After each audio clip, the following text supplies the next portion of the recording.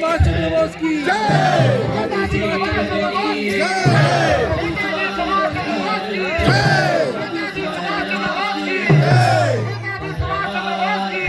पहले नौकरी को ठोकर मारी,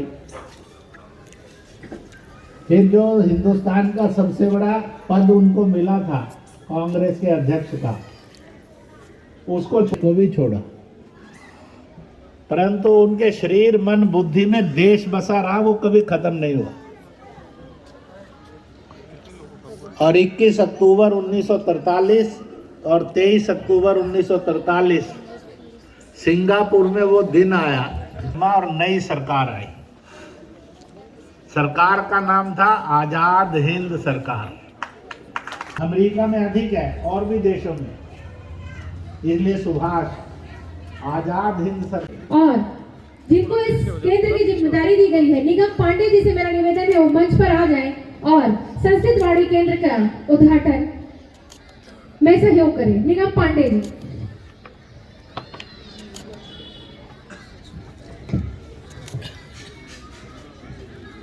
जोरदार तालियां संस्कृतवाड़ी केंद्र के उद्घाटन के लिए।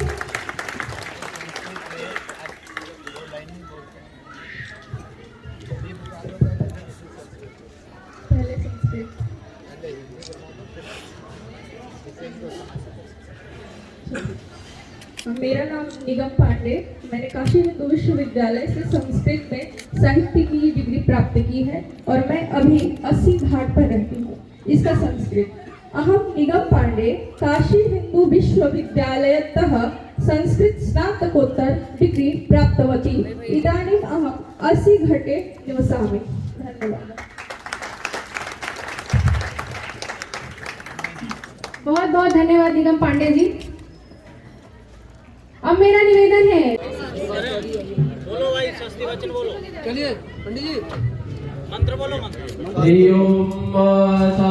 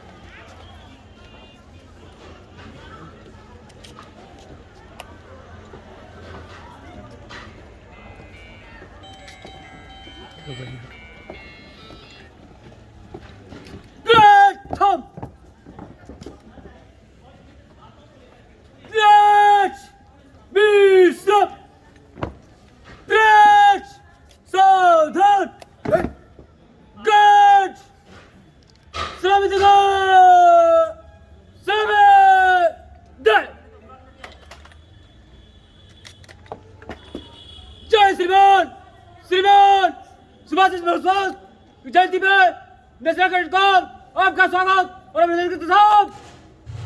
गण बजा सच।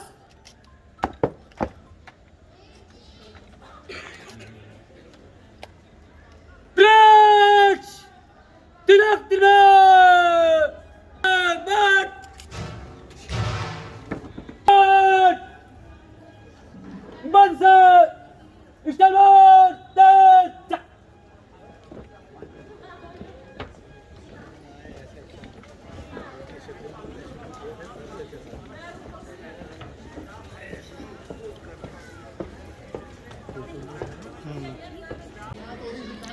सन 1857 से 1947 तक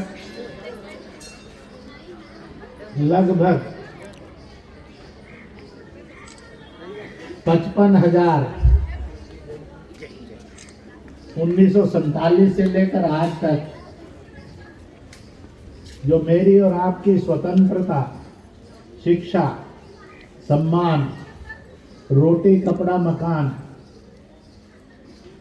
और संस्कृति को बचाने के लिए शहीद हुए,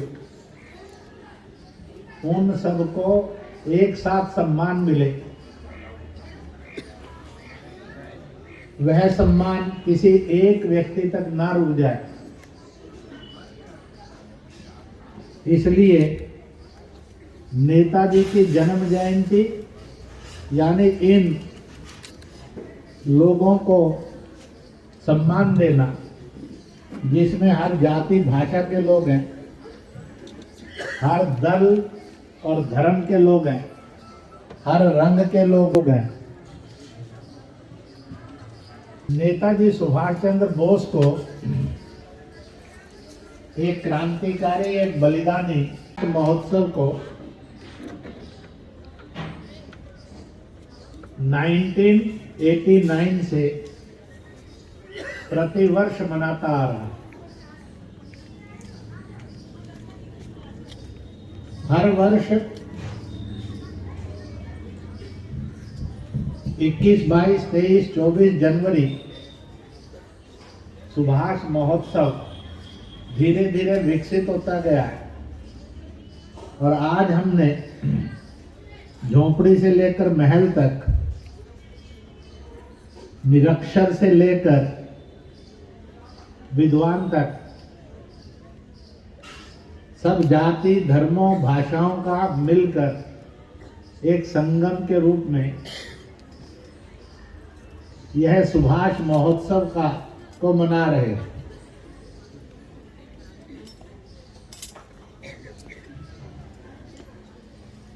इस वर्ष सुभाष महोत्सव में पहला कार्यक्रम था इस देश के अंदर इस्लाम मतावलंबी वो विदेशी और विदेश का बनकर नहीं, इस देश का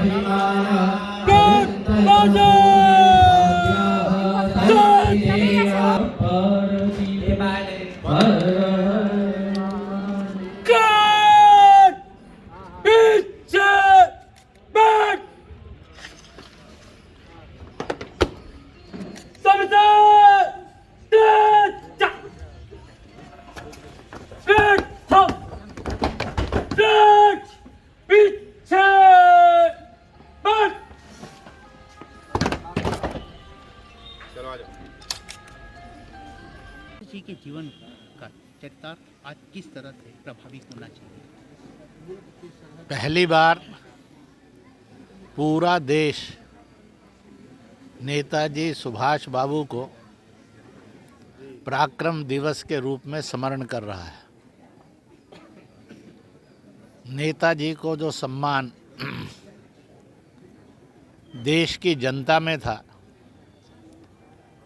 पर जो उस समय विभाजन के बाद आज़ादी के रूप में पार्टी आई कांग्रेस, उन्होंने वो सम्मान कभी नेताजी को नहीं दिया।